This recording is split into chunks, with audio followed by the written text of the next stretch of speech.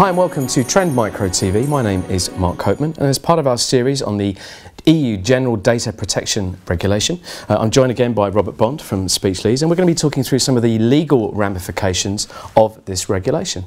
Robert, first question to you. Tell me the sort of business that is impacted by this regulation.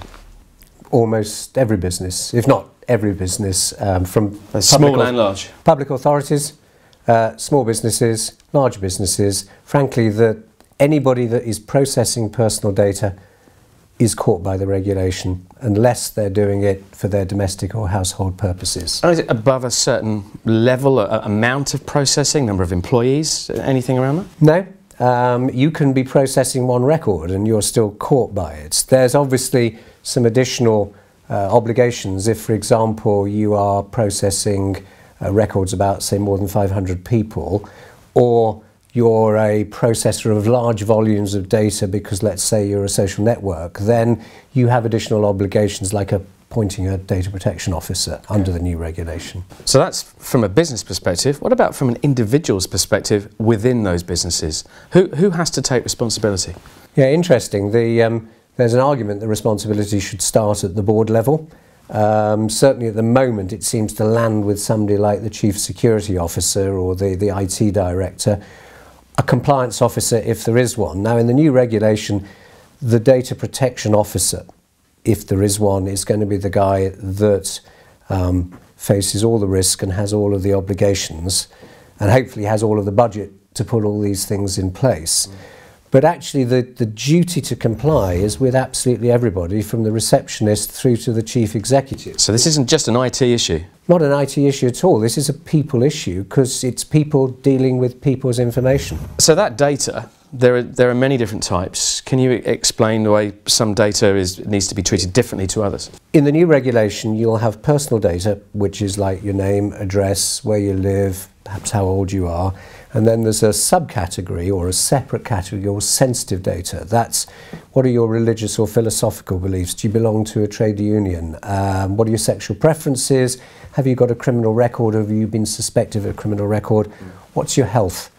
Those are the sort of things that, frankly, every employer probably has at least one of those records because you might have had an injury at work or they're insuring you for health purposes, etc. So you have these two key categories, personal and then sensitive, and the ante of compliance is upped with sensitive. But then we've got some new categories coming in, like children's data. So it's any information about a child under the age of 18. Well, that's going to catch a lot of businesses out who have that data. So including things like parental consent forms, for example? Yeah, particularly that sort of thing. Or again, any business that might happen to have information about next of kin and children and charities, and loads of people caught with that. Yeah. But also you've got this category of employees data, where a lot of what the law requires is that you get people's consent to do things with their data, and the regulation is going to say that isn't going to work with employees data because of the imbalance between employer and employees. So when you do something with employees' data, you're going to have to justify it for some other reason or by some other mechanism. And that's going to involve a lot of employment law and a lot of other issues that need to be thought about. So it sounds quite complex, but let's go right back to basics. Let's get practical. What advice for people watching can you give in terms of getting started to become compliant with this legislation? Sure, and whenever the regulation comes in, you should be doing this right now, which is do some sort of health check or some sort of assessment of, well, what data do we have? Do we have it in manual form? Do we have it electronically? What policies and procedures do we have in place that we train our staff to? Do we have a clean desk policy? Do we have a shredder for confidential stuff? Because this isn't just about IT and electronic data, is it? It's about all sorts of information that any business would have. Yeah. What do we do with our laptops? Do we have encryption on the laptops just in case we lose it? Do we control what people can do with memory sticks and flash drives and so on? Do we tell our staff what is right and what is wrong? Because it's no good having a policy if nobody knows where it is. So you need to go back and say, well, what are we doing? With what? Where's it going? Do we train? Think of all of the points at which data is being touched upon and saying, have we managed that risk?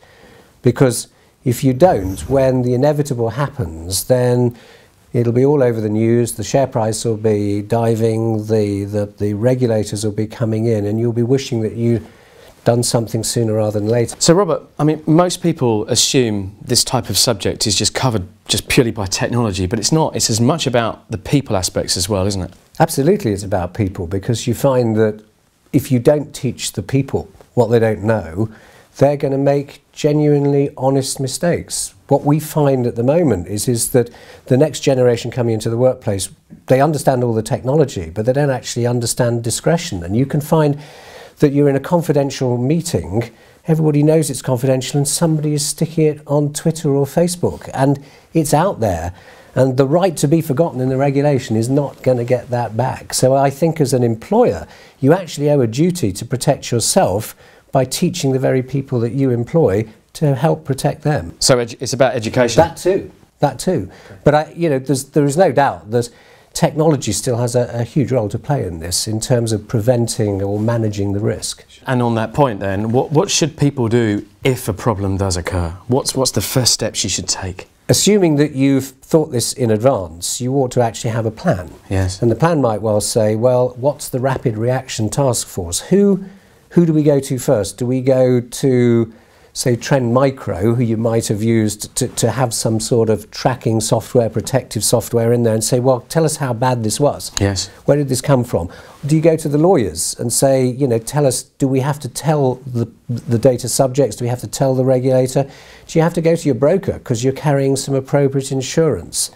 Do you have to go to the PR people to manage the reputational damage that might suddenly be flowing out there? So there's no single right answer, it's about just judging based on that individual case. Absolutely, and there won't be a right answer. Every company will have a different risk, depending on whether it's in banking or it's in clinical trials or it's a news agent. It'll all be different. Okay.